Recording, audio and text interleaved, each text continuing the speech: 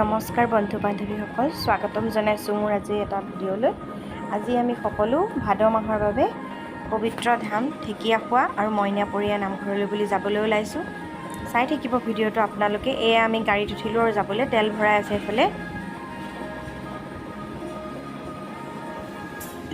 এইজনী আমাৰ টিস্কো, আমাৰ মানুহজন আৰু এয়া দেউতা। আমি গৈ থাকোঁ, আপোনালোকক দেখুৱাম। আপোনালোকে কেনেকুৱা পায় জনাবলৈ নাপাহৰিব, ভিডিঅ'টো শেষলৈকে চাব।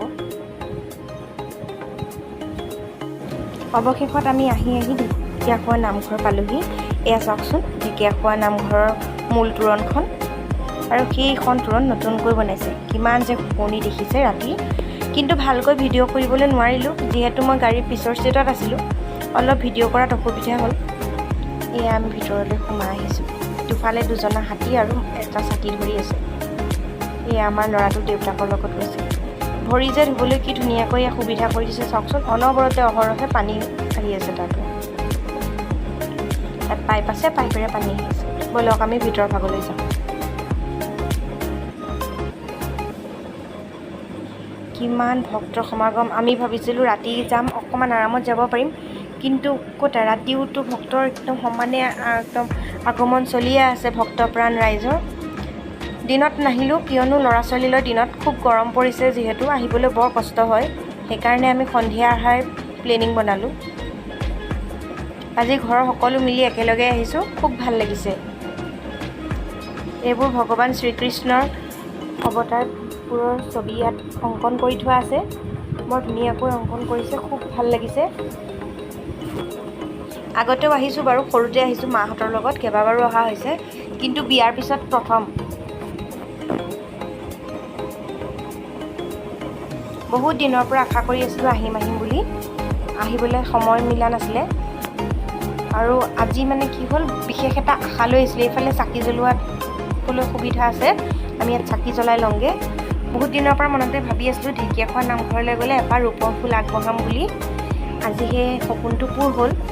মই আৰু মোৰ মানুহজনে গৈ মেলি ফুলপাহ আগবঢ়াই আহিলোঁ, লগতে সকলোৰে বাবে প্ৰাৰ্থনাও জনালোঁ।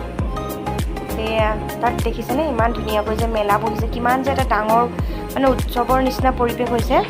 আমাৰ ল'ৰাটোৱে তাৰ পৰা কিবাকিবি পুতলা চুতলা কিনিলে।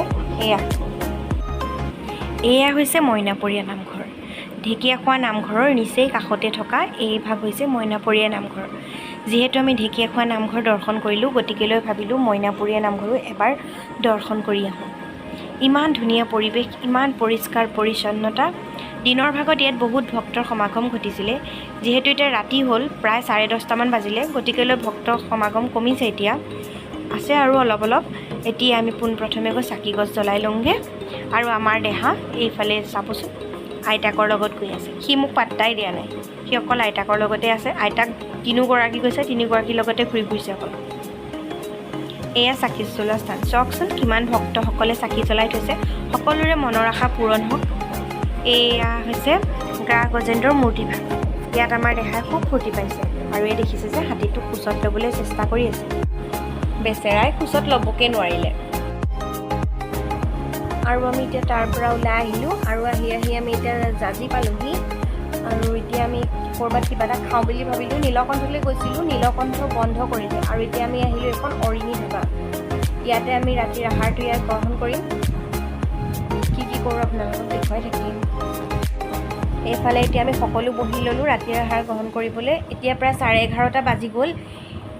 ল'ৰা ছোৱালীকেইটাৰো ভোক লাগিছে, ভাগৰো লাগিছে লগতে। এতিয়া কি পাওঁ তাকে খাওঁ, আৰু খাই লৈ ঘৰলৈ গৈ থাকিম। এয়া আমি সকলোৱে মিলি একেলগে খাইছিলোঁ, তাৰে কেইখনমান ফটো দিছোঁ, আপোনালোকে চাব।